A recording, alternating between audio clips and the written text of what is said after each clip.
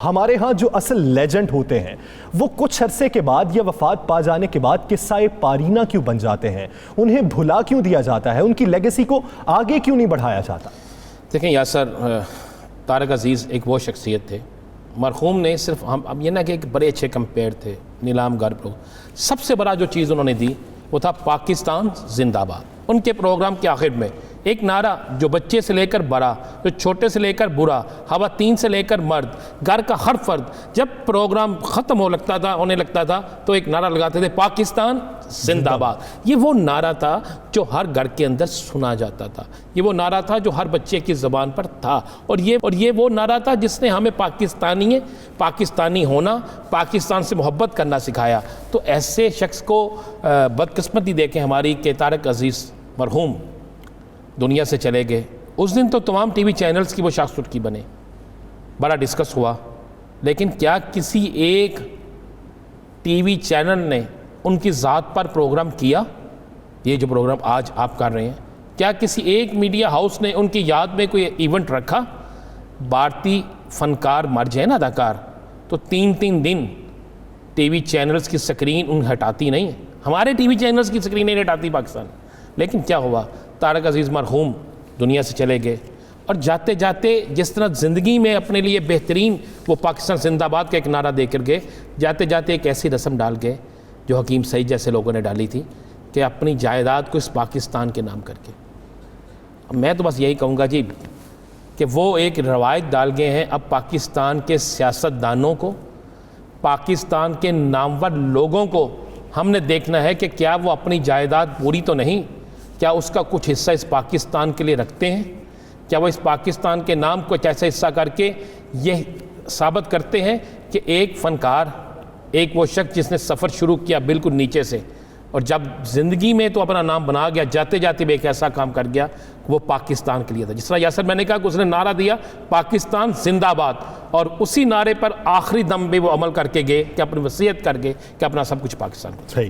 کبھی خان صاحب جیسا کہ لیجنڈ ہوتے ہیں انہیں حکومتی اعزازات سے بھی نوازا جاتا ہے، لیکن بعد از مرگ یا ان کی حیات کے دوران حکومتی اقدامات کیوں نہیں ہوتے، حکومتی تعاون کیوں نہیں ہوتا؟ حکومت انہیں نظر انداز کیوں کر دیتی ہے کہ ایسے لیجنڈ جنہوں نے ایک نیا پیغام دیا، نئی جہت کو متعارف کروایا، لوگوں کے دلوں میں گھر کیا، وہ مرنے کے بعد صرف ان کا نام کیوں باقی رہ جاتا ہے؟ ان کی لیگیسی کیوں، ان کا پیغام کیوں نہیں آگے بڑھتا؟ یہ آپ مجھ سے کہہ رہے ہیں کہ میں وجہ بتاؤں؟ آپ کو اس کی وجہ نہیں معلوم، سب کو ہی معلوم ہے، یہی ہوتا آیا ہے، اس سے پہلے بھی یہی ہوتا آیا ہے اور اس سے پہلے بھی یہی تھا۔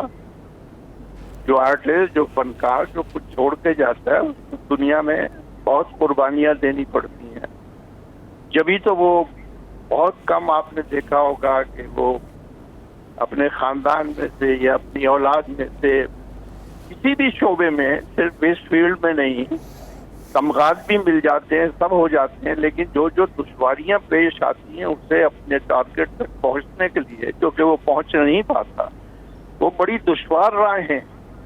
تو اس لیے وہ پھر کہتا ہے کہ یار میری اولاد اتنی مشکل میں نہ پڑے، اور یہ ہر باپ کہتا ہے، اور ہر فنکار باپ بھی ہوتا ہے، اور ہر فنکار اور ہر شخص جو ہے اس پر یہ سارے وقت آتے ہیں، اتار چڑھاؤ سب یہ۔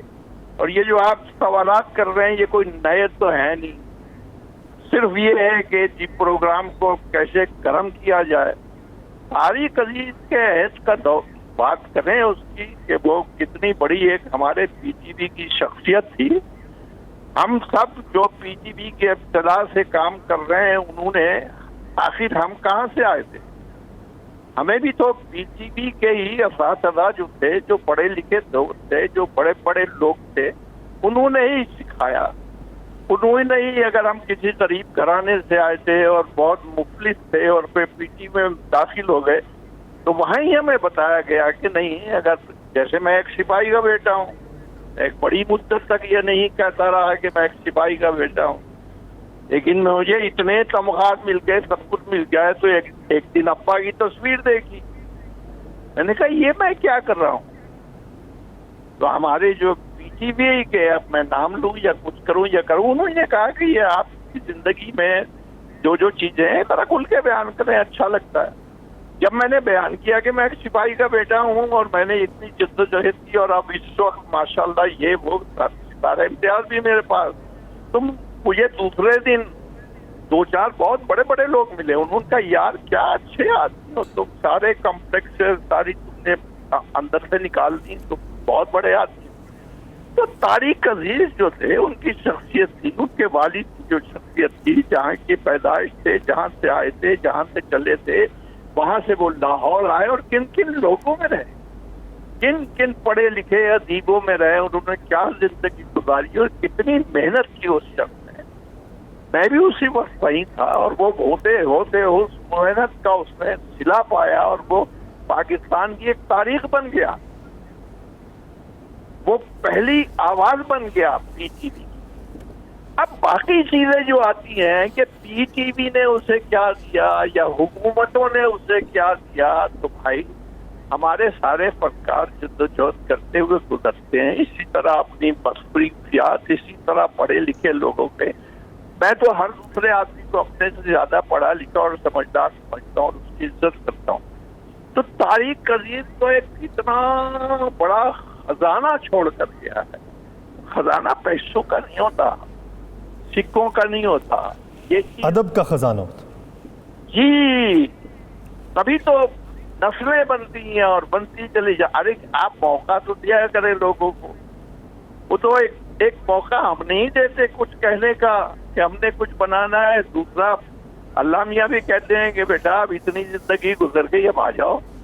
تو یہ جو اب ہم فکریں کر رہے ہیں 100 کی, تو پرسوں ایک ہمارے غریب سے ہی آرٹسٹ نے بڑی اچھی بات کی گئی, کبھی بھائی SOP تو اللہ میاں پیدا ہوتے ہی دے دیتے, ہم تو عمل ہی نہیں کرتے, ہم تو سوچتے نہیں. اب یہ ساری چیزیں زندگی کے ساتھ چل رہی ہیں. میں بیٹھا ہوں 2 مہینے سے یہاں, کام ہی کیا کروں گا یہاں بیٹھ کے, کچھ نہیں.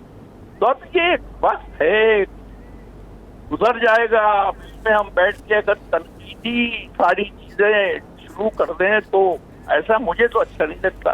میں تو صرف یہ دیکھتا ہوں کہ طارق عزیز کیا تھا اور اس نے کیا کیا کیا جو دنیا جانتی